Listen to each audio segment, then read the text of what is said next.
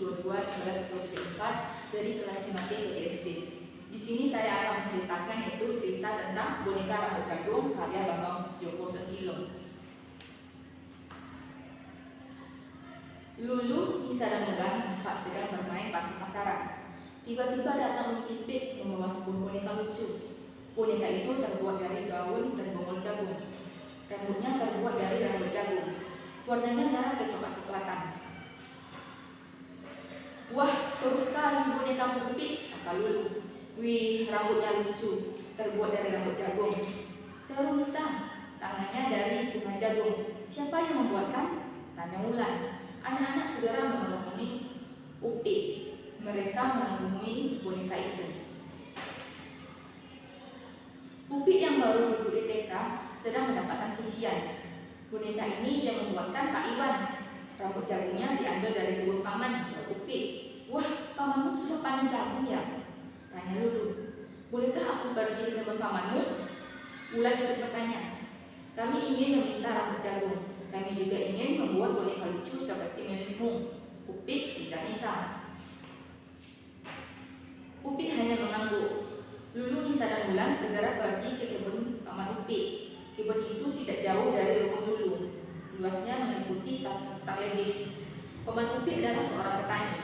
Selain jagung, dia juga menanam buah dan sayur-sayuran.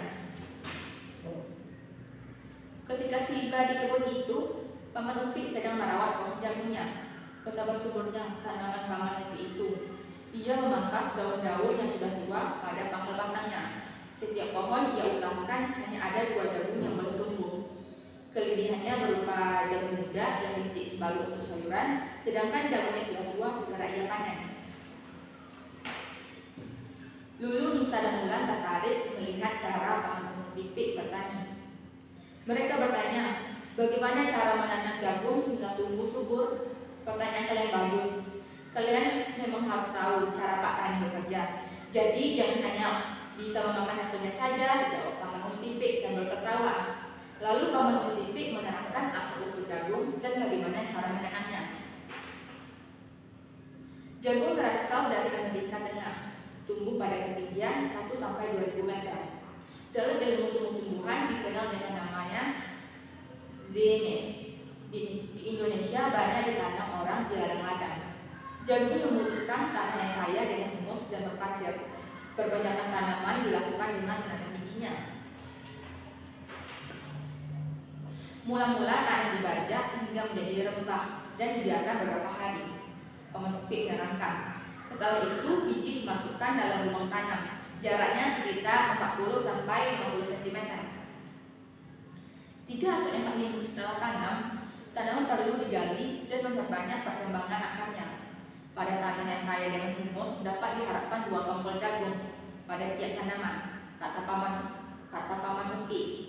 Pohon jagung yang bagus tingginya dapat mencapai 3 meter dalam waktu 2-3 bulan. Jagung mulai berbunga dan berbuah. Pada umur 4 bulan, jagung sudah dapat dipanen. "Oh ya, tentu. Kalian apa saja kegunaan jagung?" tanya paman Upik. "Sudah tentu untuk dimakan bijinya, paman," jawab Lulu. "Itu benar. Tetapi jagung tidak hanya untuk dimakan bijinya," kata paman Upik. "Biji jagung di beberapa daerah di Indonesia telah dijadikan makanan pokok. Biji itu dapat diolah menjadi nasi jagung. Ketika datang musim paceklik atau sulit beras, nasi jagung dapat dijadikan sebagai makanan alternatif pengganti beras." Biji jagung mengandung zat gula, kalium, asam jagung, dan minyak lemak. Dari bijinya dapat diperoleh tepung jagung dengan nama tepung maizena dan dapat dipakai sebagai minyak goreng. Bahkan biji jagung saat ini bisa diolah menjadi BBM sebagai bahan minyak alternatif akibat semakin langkanya dan tingginya harga BBM dengan nama biofuel. Di Amerika, biofuel sering diproduksi secara besar-besaran. Kata paman Upik, hampir semua yang ada pada pohon jagung berguna. Tongkol jagung yang masih muda dapat dimakan sebagai lalap, sayur acar. Daun pelindung tongkol jagung kering dapat dipakai sebagai daun rokok atau pembungkus makanan.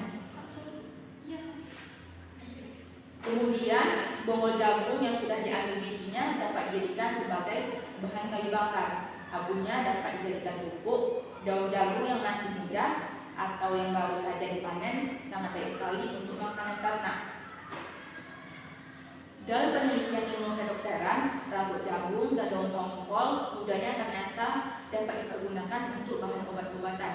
Selain itu, tanaman jagung juga dapat dijadikan sebagai tanaman hias. Di Jepang telah ada usaha untuk mengembangkan beberapa varietas tanaman ini sebagai tanaman hias. Selain itu, jagung bisa dibuat sebagai boneka-bonekaan yang aman, kata Lulu. Oh ya, tiba-tiba Paman Upi tertawa. Hahaha, itu ide kreatif Iwan atas permintaan Upi. Kata Paman Upi, bolehkah kami meminta bonggol jagung dan rambutnya, Paman? Kami juga ingin membuat boneka-bonekaan, kata anak-anak itu. Oh, tentu saja boleh. Ambillah, jawab Paman Upi. Lalu Nisa dan Wulan segera mengambil beberapa bonggol jagung dan dibuat boneka-bonekaan dengan rambut jagung. Baik, sekianlah cerita dari saya. Apabila salah kata, saya mohon maaf dan saya akhiri dengan wabillahi taufiq. Wassalamualaikum warahmatullahi wabarakatuh.